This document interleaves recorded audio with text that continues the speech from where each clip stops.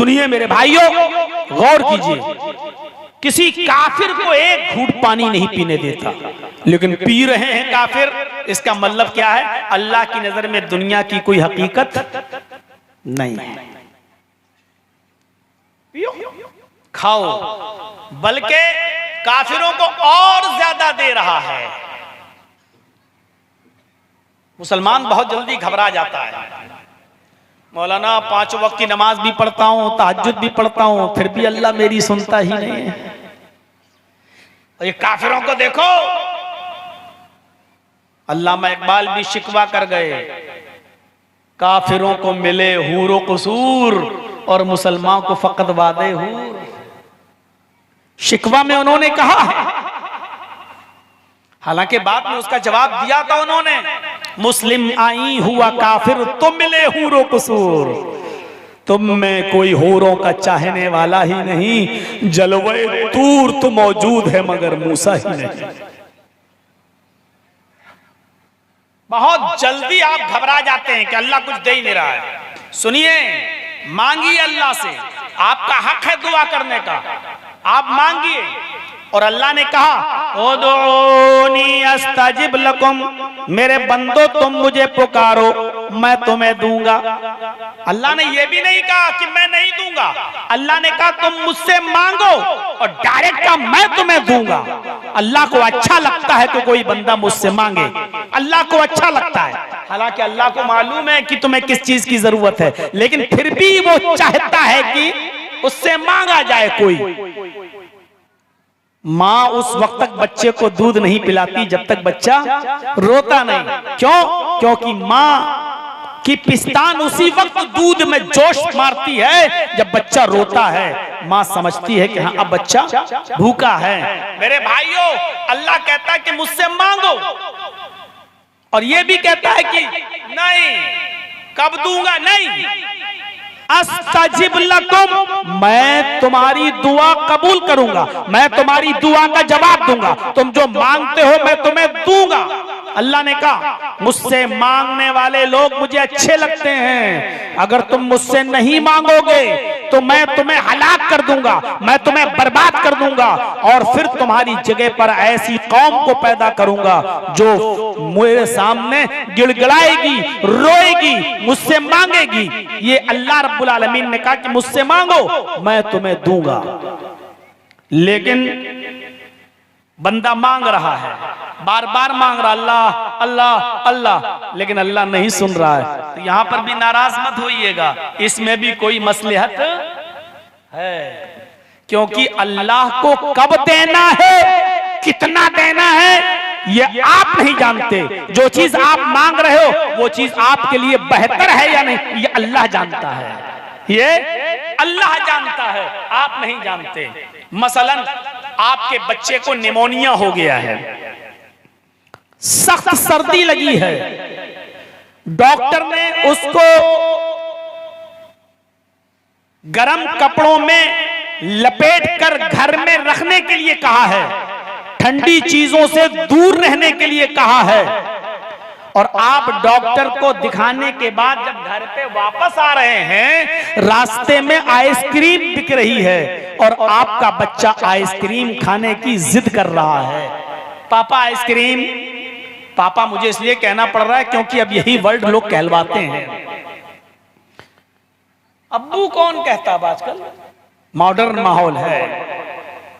लेकिन यह सिस्टम समझ में नहीं आता है कि चाचा की बीवी को चाची कहेंगे, नाना की बीवी को नानी कहेंगे, दादा की बीवी को दादी कहेंगे, काका की बीवी को काकी कहेंगे, लेकिन पापा की बीवी को पापी नहीं कहेंगे। ये समझ में नहीं आता है।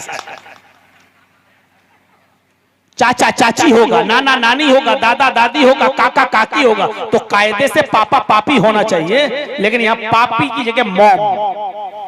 मॉडर्न माहौल है, मम्मी से मॉम, अब अम्मी से पहले मम्मी हुआ, अब मम्मी से मॉम हो गया, ब्रदर से ब्रो हो गया। शॉर्टकट का जमाना है, शॉर्टकट, इसीलिए लड़कियों के कपड़े भी घट घट के घुटनों से ऊपर आ गए। शॉर्टकट का जमाना है मेरे भाइयों। तो अब आपका बच्चा जिद कर रहा है, पापा आइसक्रीम आइसक्रीम, मुझे ईमानदारी के साथ बताइए कि आप बच्चे की जिद पूरी कर देंगे आप? जबकि मालूम है कि आइसक्रीम अगर हम अपने बच्चे को देंगे तो ये बच्चे के लिए जहर है, निमोनिया में नहीं दिया जाएगा। आप अपने बच्चे को का रोना बर्दाश्त कर लेंगे, उसकी मर्जी और दिल तोड़ना गवारा कर लेंगे, लेकिन आप निमोनिया में अपने बच्चे को कभी आइसक्रीम नहीं देंगे। क्यों?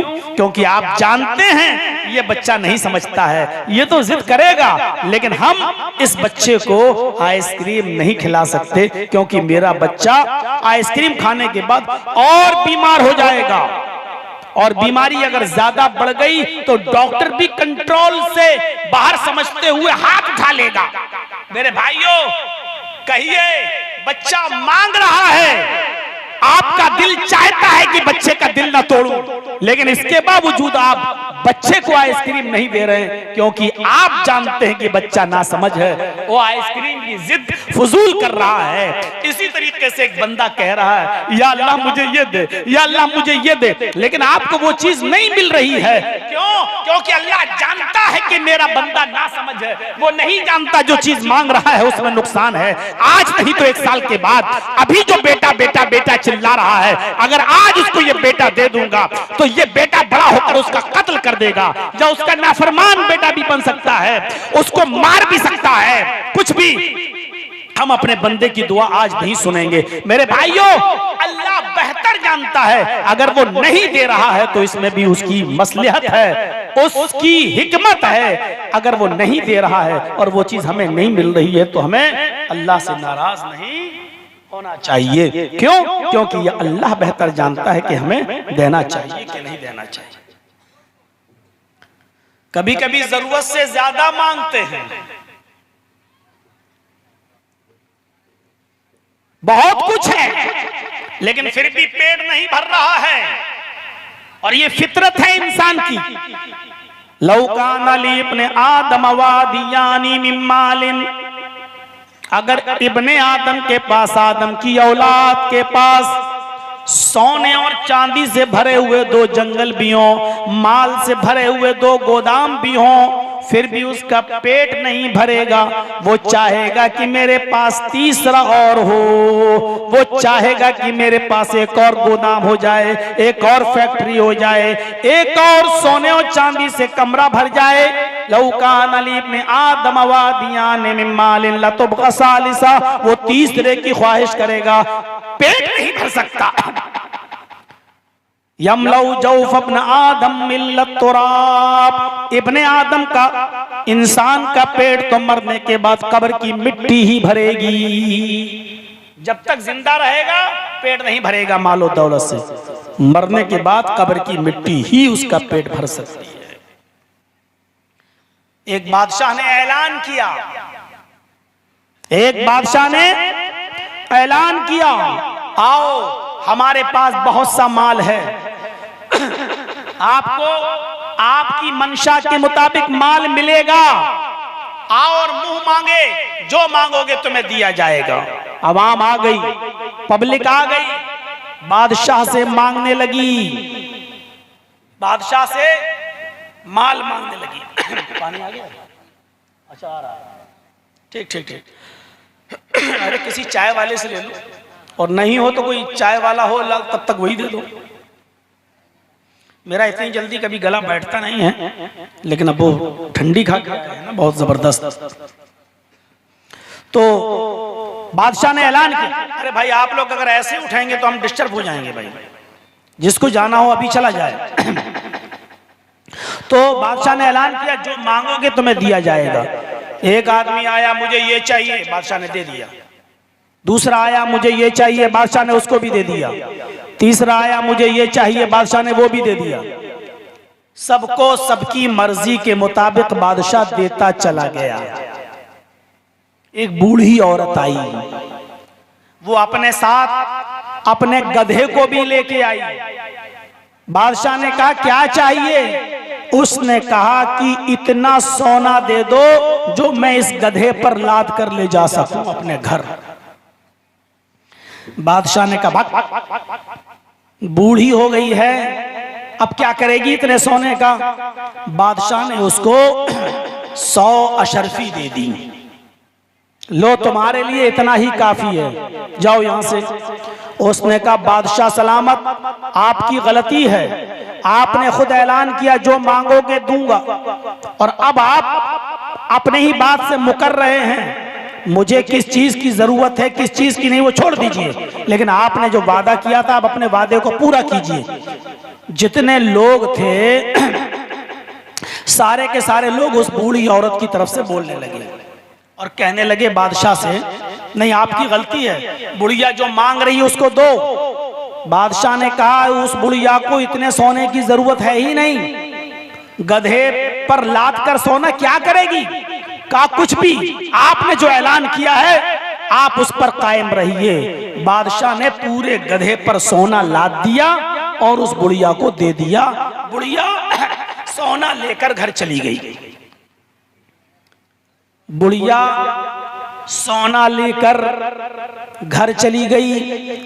रात में चोरों को पता चला, डकैतों को पता चला बुढ़िया तो बहुत सोना लाई है, बहुत माल लाई है, बहुत सोना। चुपके से दीवार पर चढ़ गए और बुढ़िया के घर के अंदर घुस गए और बुढ़िया का गला दबा दिया, उसका मर्डर कर दिया, मार डाला और सारा सोना लेकर रफू चक्कर हो गए। सुबह को शोर हो गया, बुढ़िया मर गई, बुढ़िया मार डाली गई, बुढ़िया का कत्ल हो गया। यह खबर बादशाह को भी पता चली। बादशाह ने कहा मैंने कहा था ना, मैं जानता था बुढ़िया इतना सोना नहीं संभाल पाएगी, इसीलिए मैंने उसको 100 अशरफी दी थी। तुम लोगों ने जिद करके बुढ़िया को गधे से भरकर, माल से भरकर सोना गधे पर लदवा कर भिजवाया और बिल आखिर बुढ़िया मर गई। बुढ़िया के मरने के जिम्मेदार तुम हो, इतना नहीं संभाल पाएगी, मैं जानता था। तो अल्लाह जानता है आपको कितने माल की जरूरत है, अल्लाह जानता है आप कितना संभाल पाएंगे, इसीलिए सबको बराबर नहीं बनाया है। किसी को अमीर, किसी को गरीब, किसी को मीडियम, बीच का। क्यों? क्योंकि अल्लाह रब्बुल आलमीन जानता है कि कौन बंदा कितना संभाल पाएगा, कौन कितना रख पाएगा और किसको कितना देना चाहिए, ये अल्लाह रब्बुल आलमीन जानता है। इसलिए आप ये दुआ मांगे, अल्लाह मेरी रिस्क में बरकत अता फरमा, अल्लाह मुझे रोजी रोटी दे, अल्लाह मुझे रिस्क हलाल दे। ये दुआ मत करिए अल्लाह मुझे 10 लाख दे, मुझे 20 लाख दे, मुझे 10 करोड़ दे, क्योंकि अल्लाह जानता है कि आपको कितना देना है और कितना आपके लिए फायदेमंद रहेगा। इसलिए ये दुआ मांगिए अल्लाह हमें रिस्क हलाल अता फरमाए। लगता है कि बीरबल की खिचड़ी बना ली, अरे यहां से कहीं से ले लेते भाई।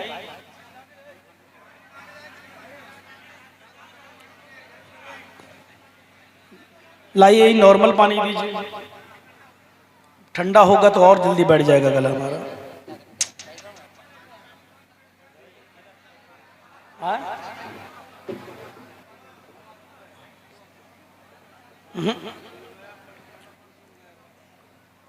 नहीं ठंडा छोड़िए।